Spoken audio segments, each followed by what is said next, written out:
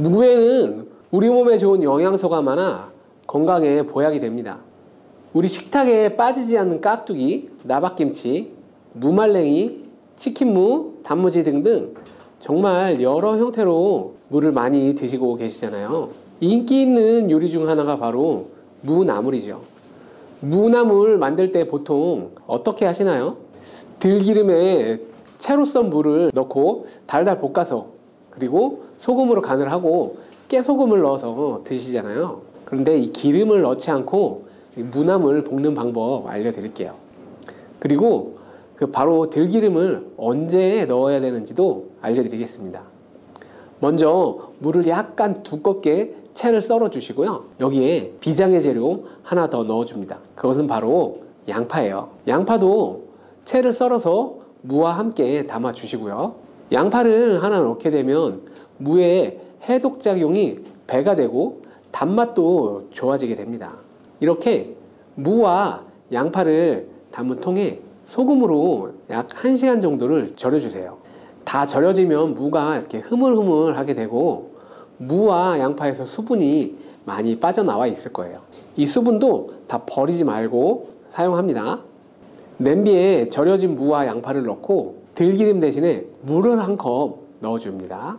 들기름은 발화점이 낮기 때문에 들기름을 넣고 물을 볶게 되면 들기름의 좋은 성분인 오메가3 지방산은 다 날아가고 오히려 건강에 해로울 수 있는 벤조피렌이 생성될 수 있어요. 그래서 건강에 해로울 수 있으니까 처음에 들기름을 넣지 말고 이 방법을 사용하기 바랍니다. 센 불에서 먼저 끓여준 다음에 중불로 줄여주고 물을 익혀주시면 됩니다. 이때 물이 졸아서 바닥에 조금 깔릴 정도만 남을 때까지 해주시면 돼요. 먹기 직전에 들기름을 한두 스푼 넣어주시면 고소하고 달달한 무나물을 드실 수 있어요. 정말 간단하죠? 이런 방법으로 무를 드시면 소화도 잘 되고 몸의 독소를 배출해주는 해독작용에도 아주 좋은데요. 이 무를 드시면 도대체 어떤 효능이 있을까요? 무 중에서도 특히 겨울무에는 조직이 치밀하고 단맛이 좋고 약성이 강한 것이 특징인데요. 그 무의 효능에 대해서 한번 알아볼게요. 첫 번째는 무는 이 기침을 멈추게 하고 가래를 묽게 하고 그래서 배출을 쉽게 하는데 도와주는 역할을 해줍니다. 무를 생으로 먹게 되면 알싸한 매운맛이 있잖아요. 바로 이 매운맛을 내는 성분이 시니그린이라는 성분이에요.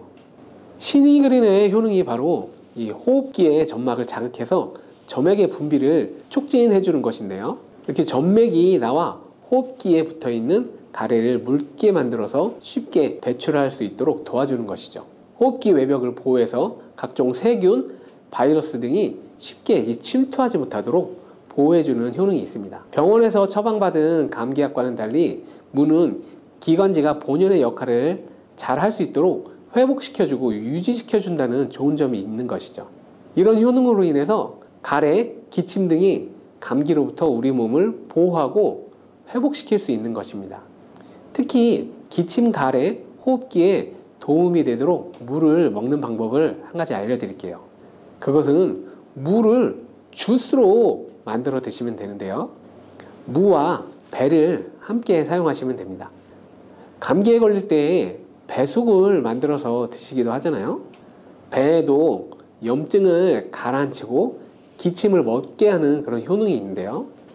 이런 배와 무를 함께 드시게 되면 건조한 기관지가 촉촉해지고 기침을 줄여주고 가래를 묽게 해서 몸 밖으로 배출하기도 훨씬 쉬워지게 됩니다.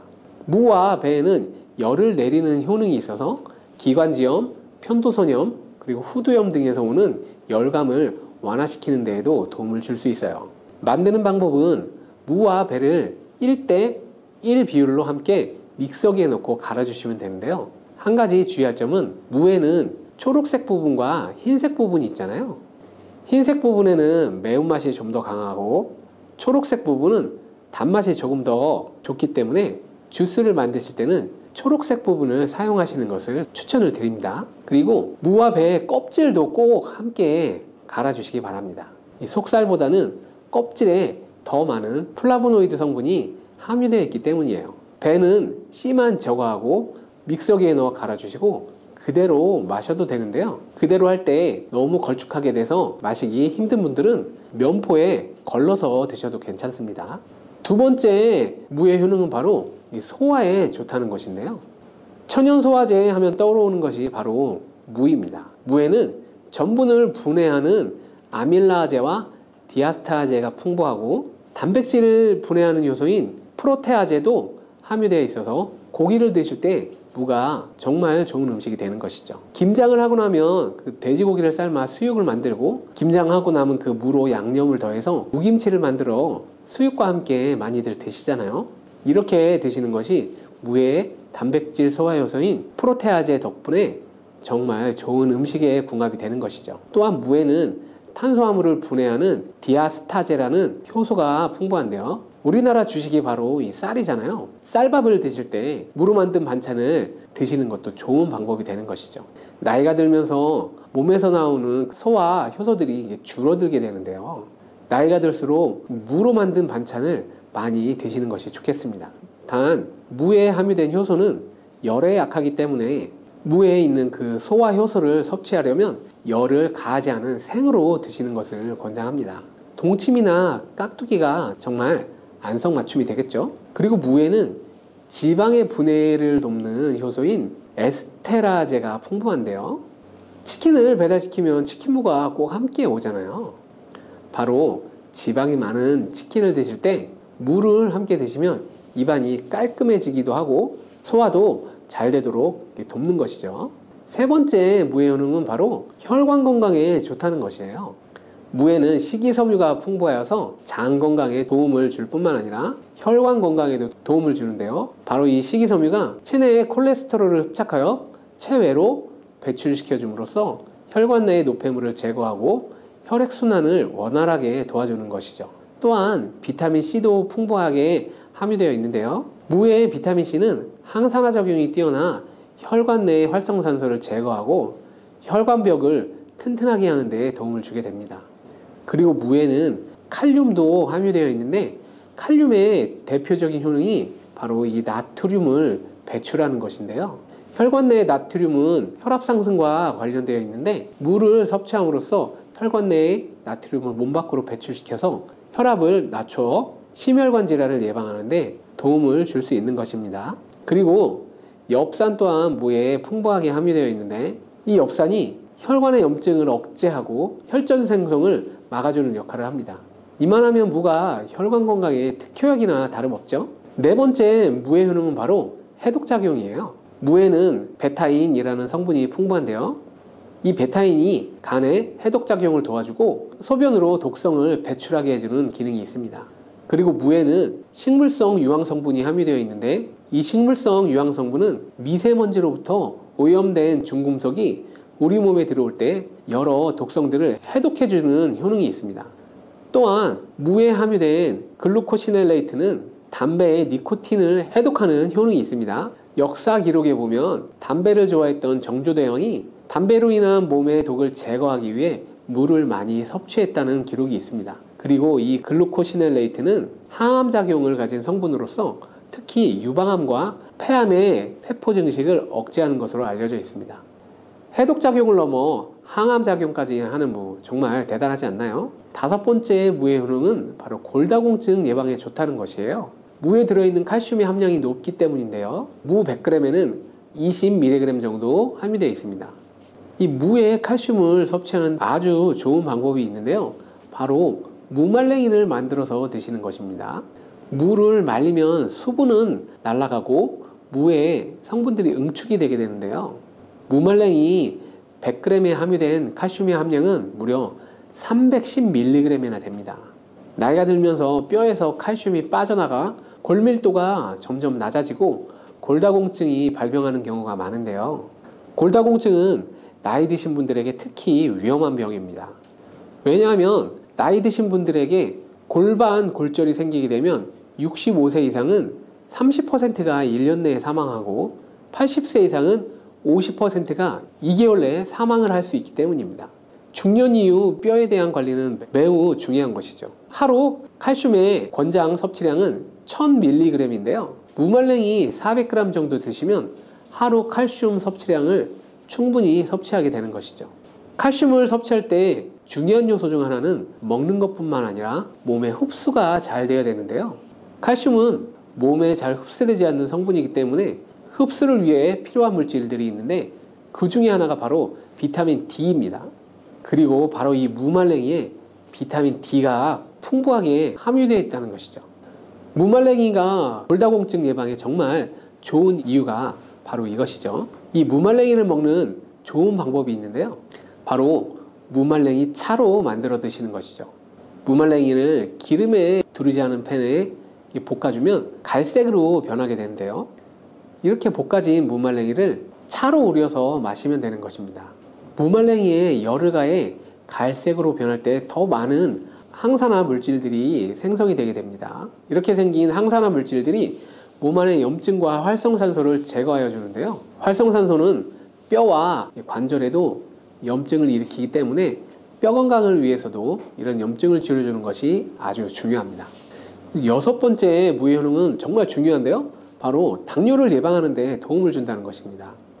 미국의 당뇨병 협회에서는 당뇨를 예방하기 위해서는 물을 매일 섭취하라고 권고하고 있습니다.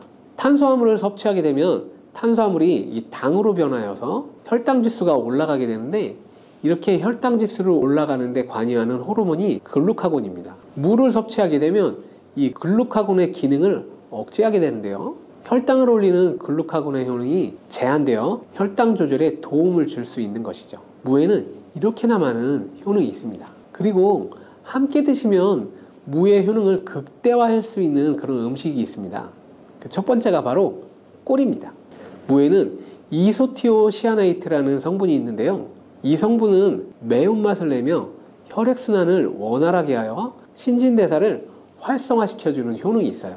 꿀에는 항균, 항염, 항산화 효능이 있어 무와 함께 드시면 기관지를 촉촉하게 하고 기침을 줄어들게 하고 몸의 기력을 더욱 보충해 줄 수 있어요.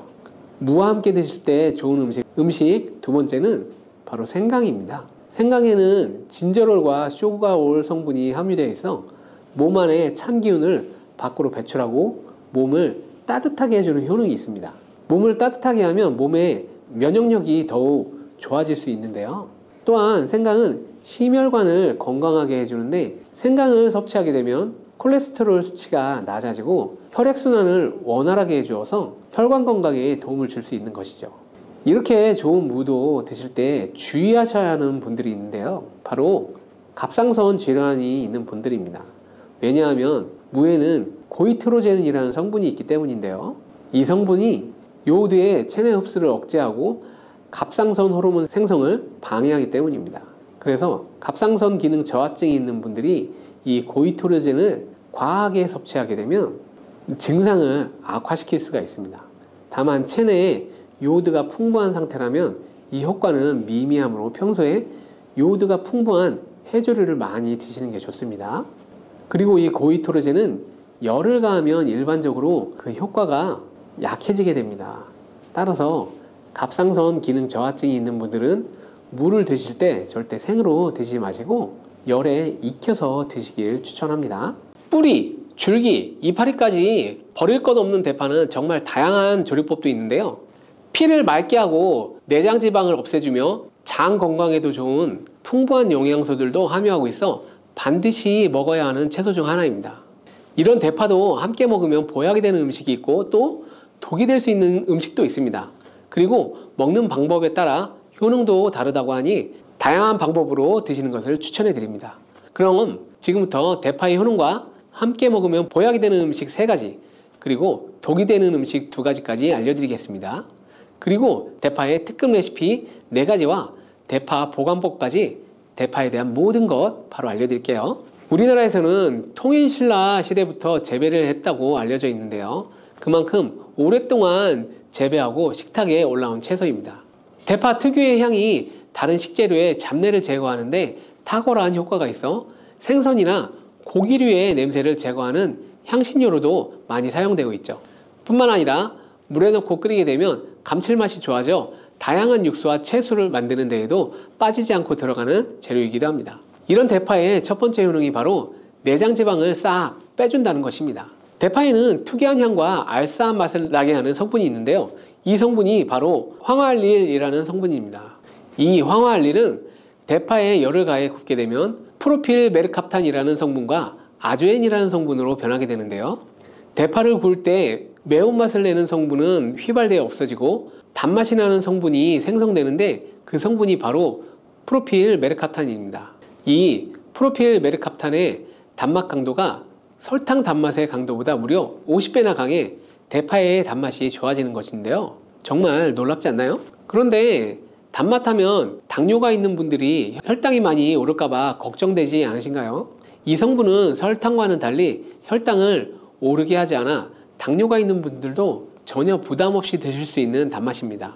또 열을 가하면 아조엔이라는 성분이 만들어진다고 했잖아요. 바로 이 성분이 우리 몸을 회복시키는 효능이 있습니다. 어떻게 우리 몸을 회복시킬까요? 그것은 바로 혈관을 깨끗하게 해주기 때문입니다.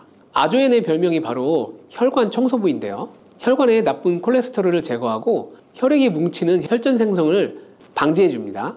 혈관도 확장해줘 혈액순환을 원활하게 해주는 역할도 해줍니다. 이런 효능으로 신진대사를 원활하게 해주고 동맥경화, 고지혈증, 고혈압 등의 심혈관 질환을 예방하는 데도 도움을 줄 수 있습니다.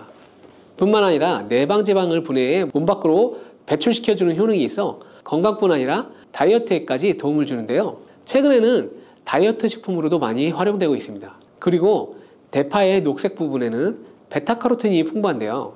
이 성분이 바로 강력한 항산화 물질입니다. 이 베타카로틴은 우리 몸속의 활성산소를 제거하여 노화를 방지해주고 피부의 탄력을 유지하며 주름을 예방하는 효능도 탁월하여 피부 미용에도 좋은 영양소입니다. 그리고 면역세포의 기능을 강화해주어 감기나 독감 등의 질병을 예방하고 알레르기 반응을 억제해주는 효과도 있답니다.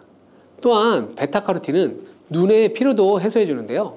시력을 보호하고 야맹증과 안구건조증을 예방하는 데에도 도움을 줄 수 있습니다. 대파의 베타카로틴은 구울 때 2.5배나 증가한다고 하는데요. 이런 대파의 효능을 극대화해 먹을 수 있는 방법이 있습니다. 대파의 특급 레시피 바로 알려드릴게요. 우선 대파를 깨끗하게 씻어주고요. 5cm 정도로 잘라줍니다. 대파를 반으로 갈라주셔도 되고 그냥 사용하셔도 됩니다. 기름을 두르지 않은 팬에 대파를 올려 구워주시는데 앞뒤로 골고루 약간 탄 것 같이 구워줍니다. 이제 장을 만들어 줄 건데요. 물을 2컵 넣어주시고요. 간장을 반컵 넣어줍니다. 그리고 고춧가루와 참기름을 1스푼씩 넣어줍니다. 이렇게 넣고 한번 끓여주시고 다 끓고 나면 식초를 반스푼 넣어주시면 됩니다. 이렇게 만들어진 양념장을 구운 파를 넣은 그릇에 붓고 하루 정도 숙성시켜서 드시면 됩니다. 물론 바로 드셔도 되지만 숙성시켜 드시면 더욱 맛있는 대파 요리를 드실 수 있습니다.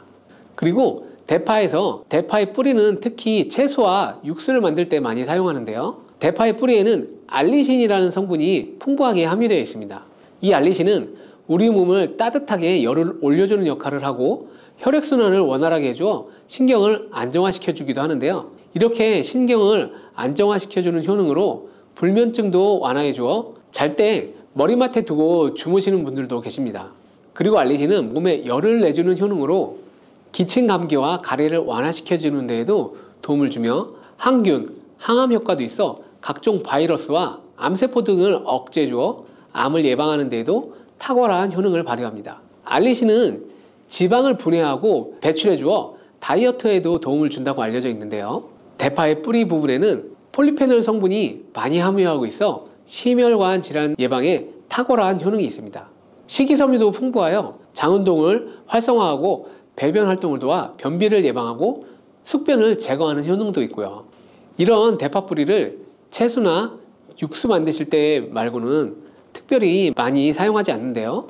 대파 뿌리의 특급 레시피 하나 알려드릴게요.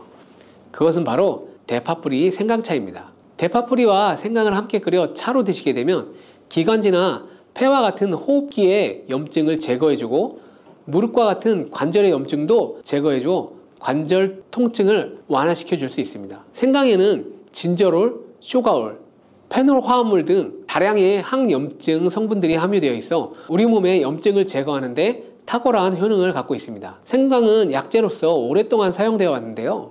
최근에도 계속해서 새로운 효능이 발견되고 있을 정도로 약성이 아주 좋은 식품입니다. 최근 한 연구 결과에 따르면 생강에는 소염 진통제로 많이 사용되는 이부프로펜과 비슷한 항염증 효과가 있고 류마티스 관절염을 완화시키는 데에도 효과가 있는 것으로 밝혀졌습니다. 지금부터 대파 뿌리 생강차 만드는 방법을 알려드릴게요. 먼저 생강을 물에 넣고 끓여주시고요. 처음에는 강불로 해주시고 끓기 시작하면 중불로 줄여 20분 정도 더 끓여줍니다. 그 후 대파 뿌리를 넣고 3분 정도 더 끓여주시면 됩니다. 이렇게 끓인 물에서 생강과 대파 뿌리는 건져주시고 따뜻할 때 드시거나 냉장고에 넣고 시원하게 드셔도 됩니다.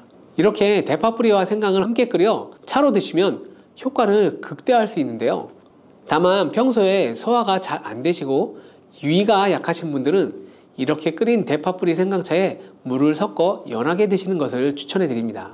이렇게 해서 하루에 한두 번 꾸준히 드신다면 감기 걱정도 없고 염증을 완화시켜 관절염으로 인한 통증도 줄일 수 있습니다. 그리고 대파와 함께 드시면 보약이 되는 식품에는 무도 있습니다. 무를 말려 무말랭이로 드시면 무의 좋은 성분들을 농축하여 드실 수 있는데요. 간단하게 알려드리면 무를 드시면 기침과 가래를 멈추게 해주는 효능이 있고 소화도 잘 되게 해주고 혈관을 깨끗하게 해주고 심혈관 질환에도 도움을 줄 수 있습니다. 또한 칼슘의 함량이 높아 골다공증을 예방하고 뼈를 튼튼하게 만들어 주는데요. 그리고 해독작용도 뛰어나고 혈당을 조절해 주어 당뇨를 예방하는 데도 도움을 줄 수 있습니다. 이렇게 좋은 물을 대파와 함께 드시면 그 효능이 극대화될 수 있는데요. 특히 혈액을 깨끗하게 해줘 심혈관 질환을 예방하며 당뇨 또한 예방해 줄 뿐만 아니라 당뇨 합병증을 완화시켜 주는 데도 탁월한 도움을 줄 수 있습니다. 대파를 넣은 무말랭이 무침을 만들어 드시면 오독오독한 무말랭이 식감도 좋고 입맛도 돌게 하는 반찬으로도 정말 좋으니 꼭 대파 무말랭이 무침도 만들어 드셔보시기 바랍니다. 대파와 함께 드시면 보약이 되는 음식 세 번째는 바로 두부입니다. 대파와 두부가 만나면 우리 몸에 에너지를 공급하여 활력이 넘치도록 도와주는데요. 그 이유는 바로 대파의 알리신 성분과 두부의 비타민 B1이 만나면 알리티아민으로 전환이 되는데요. 이 알리티아민이 비타민의 체내 흡수율을 높여주고 신진대사를 촉진해주어 우리 몸의 피로를 회복하고 에너지를 불어넣어주기 때문입니다. 그럼 여기서 대파두부 조림 맛있게 만들어 드시는 방법 알려드릴게요. 먼저 잘 씻은 대파를 6썰기로 썰어 주시고요. 두부는 정사각형으로 깍둑 썰기를 해줍니다. 먼저 두부를 기름을 두른 팬에 구워 주시고요. 노릇노릇해지면 썰어놓은 대파를 넣어줍니다. 간장을 2스푼 넣어주시고요. 고소한 참깨도 뿌려서 잘 익혀주시면 대파 두부조림 완성입니다. 정말 맛있겠죠? 이렇게 만든 대파 두부조림을 드시면 활력 넘치는 하루를 보낼 수 있을 거예요. 대파와 함께 드시면 보약이 되는 음식 네 번째 알려드릴게요. 그것은 바로 대파 팽이버섯 부침입니다. 팽이버섯은 버섯 중에서도 버섯 키토산의 성분이 가장 많이 함유되어 있을 뿐 아니라 식이섬유가 정말 풍부하게 함유되어 있는데요. 버섯 키토산은 혈액 속의 지방을 분해하고 콜레스테롤을 제거해 고혈압, 동맥경화, 심장병 같은 심혈관 질환을 예방할 뿐만 아니라 체내의 지방을 흡착하여 배출시켜 주어 내장 지방을 줄여주는 데도 탁월한 효능이 있습니다. 또한 체내의 중금속의 배출을 돕고 간 건강을 돕는 효능도 있다고 알려져 있는데요. 풍부한 식이섬유가 배변 활동을 도와 숙변을 제거하는 데에도 큰 도움을 줍니다. 하지만 팽이버섯의 세포벽은 단단하기 때문에 그냥 드시면 좋은 성분을 흡수하기가 힘든데요. 열을 가하게 되면 세포벽이 깨지면서 영양성분의 흡수율을 높일 수 있습니다. 이런 팽이버섯과 대파를 함께 드시게 되면 내장 지방을 제거하고 혈관을 깨끗하게 하는데 탁월한 음식이 되는데요. 먼저 팽이버섯의 밑둥은 잘라 버리시고요. 팽이버섯을 적당한 크기로 썰어 줍니다. 그리고 흐르는 물에 잘 씻어 줍니다. 그리고 대파는 6썰기로 잘게 썰어 주시고요. 적당한 용기에 계란을 풀어 주세요. 팽이버섯과 대파를 넣어 잘 섞어 주시고 소금을 한 꼬집 넣어 간을 해줍니다. 이제 잘 달궈진 팬에 기름을 두르고 붙여주면 됩니다. 정말 쉽죠? 그런데 이렇게 좋은 대파도 함께 드시면 안 되는 음식이 있습니다. 대파와 함께 드시면 안 되는 음식 첫 번째는 바로 꿀입니다. 대파와 꿀은 두 가지 다 몸에 열을 올려주는 효능이 있습니다. 한의학에서는 대파와 꿀을 함께 먹으면 위장에 탈이 나고 더부룩한 현상이 나타날 수 있다고 하는데요. 대파와 꿀을 함께 먹으면 위에서 소화액 분비를 억제하여 소화불량을 유발할 수 있기 때문이죠. 또한 꿀은 알레르기 반응을 일으킬 수 있는데 대파와 함께 먹으면 그 알레르기 반응이 더 악화될 수 있다는 것을 알아두시면 좋고요. 꼭 기억하셔서 대파와 꿀은 함께 드시지 않기를 추천드립니다. 또 대파와 함께 드시면 안 되는 음식은 바로 미역입니다. 미역과 대파 둘 다 알긴산이라는 성분이 있는데 이 알긴산은 미끌거리는 식감이 있습니다.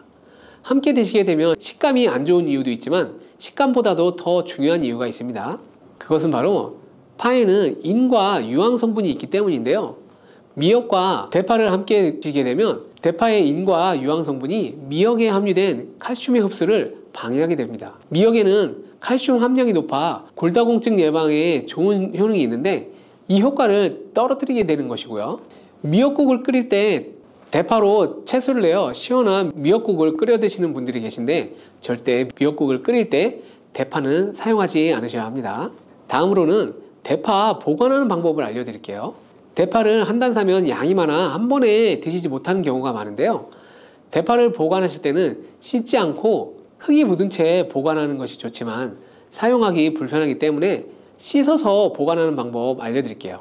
우선 잘 씻은 대파를 줄기와 잎 부분으로 나눠 잘라주시고요. 물기를 제거하고 키친타올을 넣은 지퍼백에 줄기와 잎 부분을 나눠 담아 냉장고에 보관해 주시면 됩니다.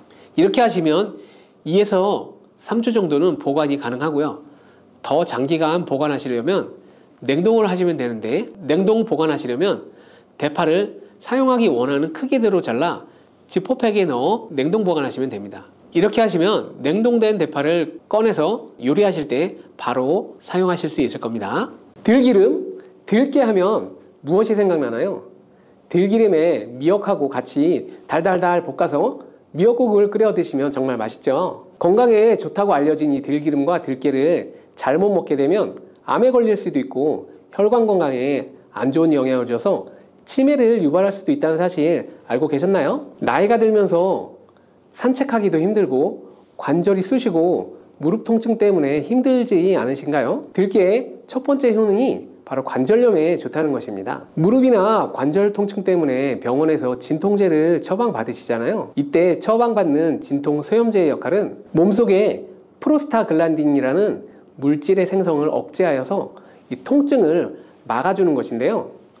들깨 속에 함유되어 있는 식물성 오메가3 지방산인 알파리놀렌산이 함유되어 있는데 이는 체내에서 염증을 일으키는 프로스타글란딘의 생성을 억제하는 데 아주 좋은 효능을 발휘합니다. 우리가 이 오메가3를 먹는 이유 중에 하나가 혈관 건강이죠. 혈액을 잘 돌게 해주는 이런 역할을 해주는 것도 있지만 바로 이 혈관 속에 미세 염증을 잡아준다는 역할도 있는데 알고 계신가요? 들깨가 바로 이런 염증 유발 물질을 억제해줘서 진통 역할을 하게 해준다는 거죠. 또한 들깨의 두 번째 효능은 바로 뼈 건강에 도움을 준다는 것입니다. 들깨에는 관절염, 무릎 통증을 완화시켜주는 성분이 들어있을 뿐만 아니라 바로 뼈 건강에 도움을 주는 식품인데요. 바로 칼슘 함량이 높기 때문입니다. 들깨 100g에는 390mg 정도 되는 칼슘이 함유되어 있어서 뼈 건강에 아주 많은 도움을 주는 좋은 식품이기도 합니다. 이런 들깨를 꾸준히 섭취하게 되면 골다공증 예방에도 참 좋은데요. 골다공증은 중년 이후 노화가 진행될 때 영양 불균형이 생기면서 많이 발생하게 되는데요. 여성의 경우에는 특히 폐경 이후에 골밀도가 많이 감소하여서 골다공증이 발생하는 경우가 많이 있습니다. 노인의 골반 골절은 65세 이상은 노인들에게 골반 골절이 일어나게 되면 65세 이상은 30%가 1년 이내에 사망하고 80세 이상은 50%가 2개월 이내에 사망을 할 수 있기 때문에 노인의 뼈에 대한 관리는 아주 중요합니다. 골다공증의 관리는 뼈 건강을 유지하고 골절 위험을 줄여주기 위해서 아주 중요한 것이죠. 그래서 이 뼈 건강을 위해서 들깨를 꾸준히 섭취하는 게 좋겠죠. 나이가 들면서 이 깜빡깜빡하는 일이 잦아지고 기억력이 떨어져서 고민되는 분들 많지 않으신가요? 지금부터 걱정하지 않으셔도 됩니다.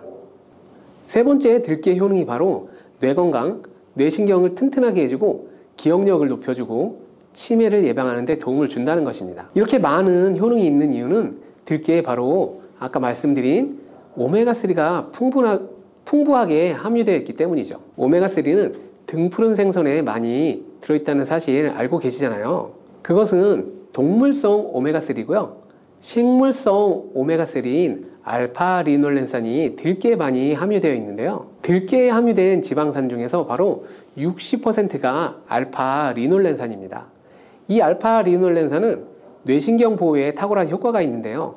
어떻게 뇌신경을 보호하게 되느냐? 뇌신경에 염증을 일으켜서 망가뜨리는 사이토카인이라는 물질이 있는데요. 이런 사이토카인 물질의 분비를 감소시키고요. 또 알츠하이머 치매 환자의 뇌에 많이 발견되는 비정상적인 단백질 베타 아밀로이드도 바로 이 알파리놀렌산이 감소시키기 때문입니다.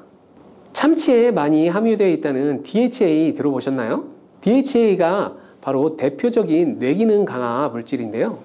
이 DHA가 기억력을 높이는 데 도움을 주고 학습 능력 또한 좋게 하는데요. 이 DHA는 체내에서 합성되지 않아서 반드시 식품으로 섭취를 해야 합니다. 들깨에 함유된 알파리놀렌산이 흡수될 때 바로 이 DHA로 전환이 되게 됩니다. 들깨가 뇌신경, 뇌건강에 좋다는 이유가 바로 이것이죠. 네 번째 들깨의 효능은 바로 심장을 건강하게 하고 혈관의 노화를 막아주는데 도움을 준다는 것이에요. 알파리놀렌산이 체내에 흡수될 때 DHA로 변환된다고 했잖아요. 그뿐만 아니라 바로 EPA로도 변환이 되는데요. 이 EPA가 어떤 역할을 하냐면 바로 혈소판 응집을 억제해서 혈관에 혈전이 생기는 것을 방지하는 효능을 한다는 거죠. 그리고 혈관을 튼튼하게 하는 효능과 혈액의 중성지방과 나쁜 콜레스테롤인 LDL을 낮추고 좋은 콜레스테롤인 HDL을 높여주는 역할도 합니다. 미국의 심장협회에서는 허혈성 뇌졸중, 심장마비로 인한 돌연사, 관상동맥질환 등의 위험을 감소시키기 위해서 매주 1회에서 2회 이상 오메가3 지방산이 풍부한 등푸른 생선을 섭취하는 것이 도움을 준다고 발표했습니다. 그런데 이 오메가3 지방산의 함량을 살펴보면 100g당 오메가3 지방산의 함량이 연어에는 11.5g, 고등어에는 9.9g, 들깨에는 무려 63.1g이나 함유되어 있다는 것이 밝혀졌어요. 들깨에 정말 많이 함유되어 있지 않나요? 들깨에는 연어에 비해서 바로 5배 이상 들어있다는 거죠. 들깨만 꾸준히 드셔도 혈관도 건강하게 하고 심장도 튼튼하게 유지하는데 많은 도움이 된다는 거죠. 5번째 들깨의 효능은 바로 변비에 좋다는 것입니다. 들깨의 껍질에는 식이섬유가 풍부한데요. 들깨 100g에는 18g 정도로 풍부한 식이섬유가 함유되어 있습니다. 수분을 많이 흡수하게 되면 변을 무르게 하고 장 운동도 촉진하여서 변비를 예방하는 데 도움을 줄 수 있는 거죠. 또한 불포화 지방산이 풍부한데요. 들깨에 함유된 리놀렌산이 대장의 염증을 억제해주고 변비로 인해 발생할 수 있는 대장질환 또한 예방하는 데 도움을 줄 수 있습니다. 다음으로 들깨의 효능은 바로 췌장을 건강하게 하는데 도움을 준다는 거예요. 들깨에는 루테올린이라는 성분이 또한 많이 함유되어 있는데요. 이 성분은 몸 안에서 인슐린에 대한 반응도를 높이는 기능을 합니다. 이게 무슨 말이냐면 췌장에서 인슐린을 조금만 분비하게 돼도 몸 안에서 인슐린에 대한 반응을 잘하여서 혈당이 급격히 올라가는 것을 막아주고, 이렇게 되면 췌장에서 인슐린 분비를 멈추게 되겠죠. 이렇게 췌장의 부담을 많이 덜어줄 수 있다는 거예요. 루테올린을 통한 인슐린 반응도가 높아지면 당뇨도 예방할 수 있고 혈당 조절하는 데도 많은 도움을 받을 수 있다는 것입니다. 7번째 들깨의 효능은 바로 알레르기성 질환을 예방하는 데 도움을 준다는 거예요. 들깨에 오메가3 지방산이 많이 함유되어 있다고 했잖아요. 이 오메가3 지방산이 염증을 억제하고 면역력을 강화하는 데 효과가 있어서 알레르기 증상을 예방하고 완화시키는 데 도움을 줄 수 있는 거죠. 또 비타민 E가 풍부하게 함유되어 있는데요. 비타민 E는 항산화 작용이 뛰어나고 알레르기 때문에 처방받는 항히스타민제와 비슷한 역할을 한다고 볼 수 있는 거죠. 다음으로 들깨의 효능은 바로 빈혈에 좋다는 거예요. 들깨 100g에는 철분이 약 14mg 정도 들어있는데요. 이는 시금치의 약 2배에 해당됩니다. 시금치보다도 철분 함량이 높아서 이 빈혈에 도움을 준다는 거고요. 그뿐만 아니라 들깨에 함유된 비타민 B12는 조혈작용을 도와주는데요. 조혈작용이란 혈액 속에 혈구를 만들어내는 역할을 합니다. 빈혈이 있는 분들이 들깨를 꾸준히 드시게 되면 빈혈을 개선하는 데 많이 도움을 받을 수 있다는 거예요. 이렇게 많은 장점이 있는 들깨에도 아주 취약한 단점이 있습니다. 그것은 바로 열에 약하고 산패가 쉽게 된다는 거예요. 보통은 통들깨보다 들기름으로 많이 섭취를 하고 계신데요. 이 들기름을 짤 때 방법이 아주 중요합니다. 보통은 200도 이상으로 들깨를 볶아서 기름을 짜게 되는데요. 이때 몸에 좋은 오메가3 지방산이 대부분 파괴가 됩니다. 그래서 들기름을 드실 때는 저온에서 압착한 들기름을 사용하는 것이 좋습니다. 저온 압착유 또는 생들기름이라고도 하는데요. 이 기름을 요리에 사용할 때도 열에 오랫동안 가열하지 마시고 요리가 끝날 때쯤 무려 들기름을 넣어 주거나 먹기 직전에 드레싱을 하여서 드시는 것이 아주 좋습니다. 들기름은 또 산패가 쉽다고 했잖아요. 들기름이 산패되면 벤조피렌이 생성되는데 바로 이게 1급 발암물질이에요. 산패된 들기름을 지속적으로 드시게 되면 발암물질을 계속 먹게 되는 거죠. 그래서 들기름의 사용기한을 지켜주는 것이 아주 중요한데요. 보통은 2달 내로 드시는 것이 좋고 개봉을 했다면 1달 이내에 소비하는 것을 권장드립니다. 보관 방법도 중요한데요. 신문지나 검은 비닐 등으로 감싸서 빛을 차단하고 밀봉한 상태에서 반드시 냉장 보관하시기 바랍니다. 실온에 두신다면 들기름의 산패는 급속히 진행되기 때문입니다. 그런데 이 들기름을 오래 보관할 수 있는 방법이 있는데요. 그것은 바로 참기름과 섞어서 보관하는 것입니다. 참기름에는 비타민 E와 세사몰이라는 성분이 있는데요. 이 성분들이 산패를 막아주는데 도움을 준다는 거죠. 참깨에 있는 세사몰이라는 성분은 참기름을 고온에서 볶거나 기름을 짜는 과정에 생성되는 물질인데요. 이 때문에 다른 기름에 비해서 참기름이 산패가 느리고 지속성이 좋은 거죠. 그래서 들기름과 참기름을 7:3 또는 8:2 정도로 섞어서 보관하시면 조금 더 오래 보관할 수 있습니다. 그런데 들깨를 기름으로 드시게 되면 들깨 껍질을 섭취할 수 없는데요. 들깨 껍질에 몸에 좋은 식이섬유와 대표적인 항산화 물질인 폴리페놀 성분을 다 버리게 되는 거죠. 그래서 들깨를 제대로 드시려면 들기름보다도 통들깨 자체로 드시는 것이 좋습니다. 마트에 가면 통들깨보다도 들깨 가루를 많이 판매하고 있는데요.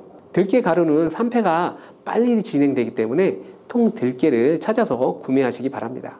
통들깨를 구매하시면 그 안에 작은 돌이라든지 이물질들이 들어있는데요. 세척을 잘 해주셔야 합니다. 세척하는 방법도 바로 알려드릴게요. 먼저 들깨를 물에 담가서 씻어줍니다. 그리고 물 위에 뜨는 것만 채로 이렇게 걷어서 옮겨주시기 바랍니다. 이렇게 몇 번을 하게 되면 바닥에 이물질만 남게 되는데요. 그것은 버리고 또 물에 담가서 씻어주고 물 위에 뜨는 것만 채로 걷어서 옮겨주고 이 작업을 3번, 4번 반복해주면 깨끗한 통들깨를 세척할 수 있습니다. 깨끗하게 세척한 통들깨는 자연 건조를 시켜주셔도 되지만 시간이 오래 걸리기 때문에 팬에 담아서 약한 불로 건조시켜 주거나 쉬운 방법은 전자레인지를 이용하시면 됩니다. 전자레인지를 이용해서 건조하는 방법도 알려드릴게요. 세척한 통들깨를 접시에 담아 주시고요. 이렇게 해서 5분 정도 전자레인지에 돌려주세요. 그리고 꺼내서 상태를 한번 확인해 줍니다. 아직 건조가 덜 되었을 거예요. 한 번에 오랜 시간 전자레인지를 돌리게 되면 들깨가 탈 수 있기 때문에 이렇게 5분 정도씩 돌려가면서 상태를 확인해 주면서 완전히 건조될 때까지 반복해 주시면 됩니다.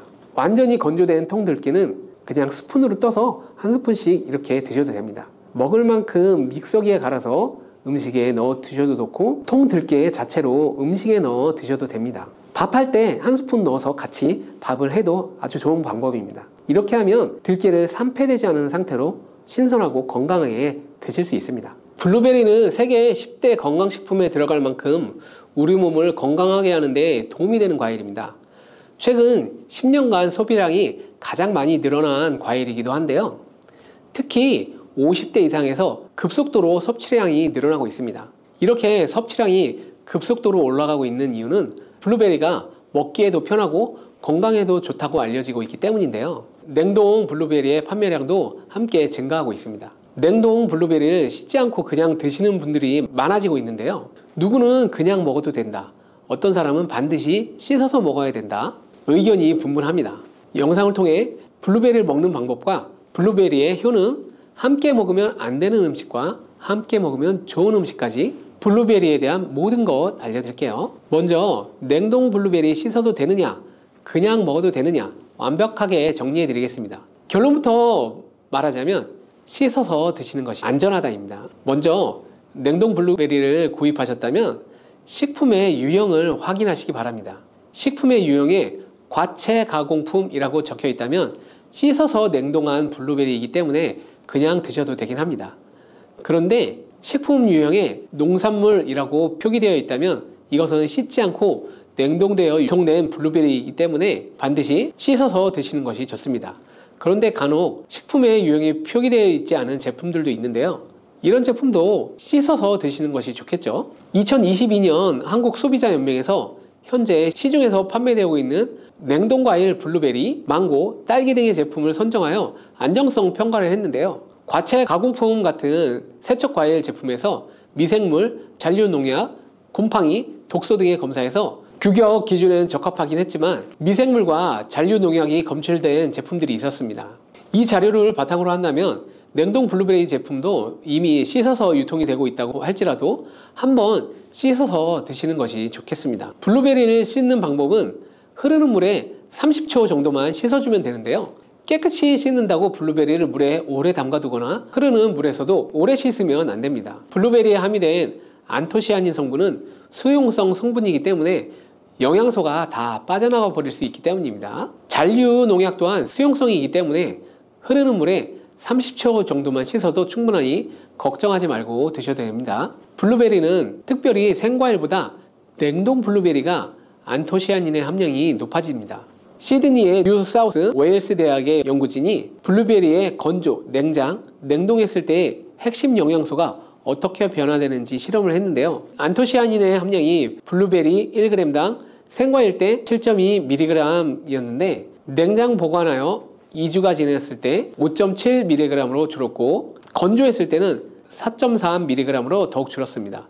그런데 냉동 한 달 후에는 8.1mg으로 생과일 때보다 늘어났고 냉동 3달이 지나자 7.9mg으로 소폭 줄었지만 역시 생과일 때보다는 많은 함량이 확인되었습니다. 실험 결과로만 보면 블루베리는 냉동으로 드시는 것이 가장 많은 영양 성분을 섭취할 수 있다는 말이 되겠네요. 그렇다면 다른 채소나 과일은 냉동했을 때 핵심 영양소의 함량이 어떻게 될까요? 영양소에 따라 보존력이 강한 것도 있고 약한 것도 있는데요. 딸기의 한 종류인 라즈베리는 폴리페놀이 핵심 영양소인데요. 생과일 때보다 냉동일 때 킬로그램당 폴리페놀의 함량이 100mg 정도 상승하는 것으로 나타났습니다. 당근의 경우에는 핵심 영양소가 베타카로틴인데요. 냉동 보관했을 때 3개월이 지나면 베타카로틴의 함량이 현저히 감소하는 것으로 확인되었습니다. 이렇듯 냉동 채소, 냉동 과일은 핵심 영양 성분에 따라 함량이 높아질 수도 있고 낮아질 수도 있습니다. 냉동 블루베리를 구입하셔서 보관하실 때는 주의할 사항이 있습니다. 판매되는 냉동 블루베리는 대량으로 포장되어 있는데요. 한 번에 드실 수 없는 양이죠. 냉동 블루베리는 해동해서 드시게 되면 녹으면서 안토시아닌까지 함께 녹아 나오기 때문에 냉동실에서 꺼내 바로 드시는 것이 좋습니다. 혹시나 해동이 되었다면 다시 냉동해서 드시면 안 됩니다. 해동이 되면서 미생물이 증식을 하게 되며 그 상태로 냉동을 하게 되면 미생물까지 함께 냉동이 되고 그것을 드시게 되면 복통, 설사를 유발할 수 있습니다. 이제 블루베리의 효능에 대해 알아보겠습니다. 블루베리의 핵심 영양소인 안토시아닌은 폴리페놀의 일종으로 식물에 많이 함유된 청자색을 띠는 성분인데요. 블루베리의 색깔이 짙은 보라색을 띠는 것이 바로 안토시아닌 때문입니다. 안토시아닌의 과일별 함량에서는 빌베리, 블루베리가 가장 높은 함량을 가지고 있는 것으로 알려져 있는데요. 안토시아닌 함량이 높고 좋은 빌베리, 블루베리일수록 드셨을 때 입안에 보랏빛으로 착색이 심하게 되는 경우가 많아요. 인공 색소가 아니기 때문에 전혀 걱정 안 하셔도 되고 10분 정도 지나면 자연히 없어지니 시중 빌베리, 블루베리가 포함된 건강기능식품을 드셨을 때 착색이 되더라도 전혀 걱정 안 하셔도 됩니다. 안토시아닌의 가장 큰 효능은 눈을 건강하게 한다는 것입니다. 안토시아닌은 로둑신의 제합성을 촉진하여 시력을 보호하고 백내장, 안구건조증, 망막염 등의 눈 질환을 예방합니다. 눈의 피로와 노화를 방지하며 초기 근시도 예방하는 것으로 알려져 있습니다. 또한 강력한 항산화 물질인 안토시아닌은 체내의 활성산소를 제거하여 세포의 노화를 방지해 주는데 뇌세포의 노화까지 예방을 합니다. 폴리페놀 성분인 안토시아닌은 뇌의 신경세포를 보호하고 신경 전달 물질의 분비를 촉진하여 뇌 기능도 향상시키며 뇌의 해마를 자극하여 기억력을 향상시키고 치매를 예방하는 데도 효과적입니다.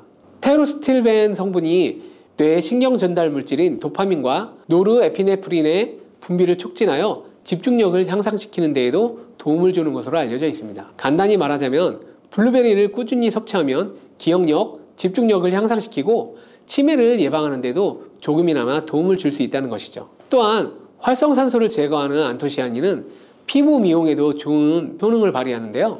피부 노화를 방지할 뿐 아니라 염증을 제거하고 억제하는 효과도 있어 여드름 피부를 개선하는 데에도 도움이 됩니다.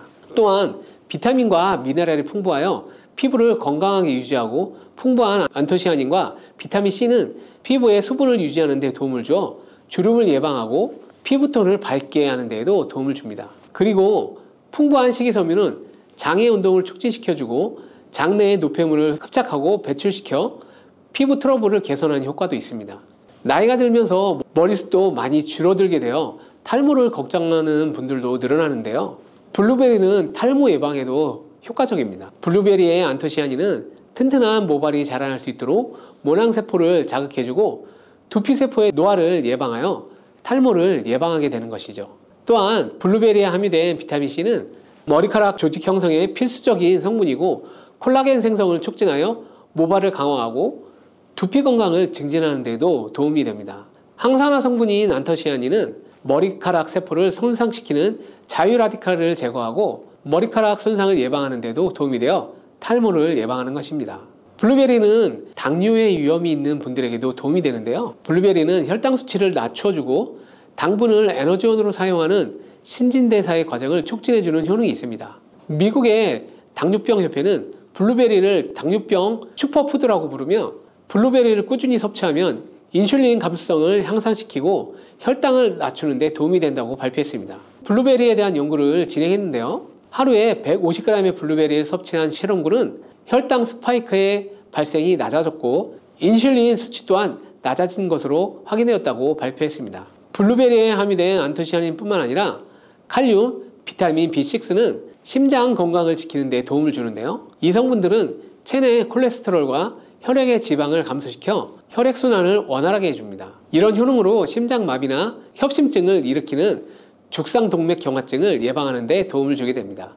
또한 호모시스테인이 체내에 과다하게 축적되면 혈관을 손상시키고 혈전을 생성하여 심장마비, 뇌졸중 등의 심혈관 질환을 유발할 수 있는데요. 블루베리에 풍부한 엽산과 비타민 B6는 호모시스테인의 축적을 방지하여 심혈관 질환을 예방할 수 있습니다. 블루베리는 많이 드시는데 블루베리 잎에는 관심이 별로 없는 것이 사실인데요. 블루베리 잎이 열매의 항산화 효능보다 뛰어나다는 사실 알고 계신가요?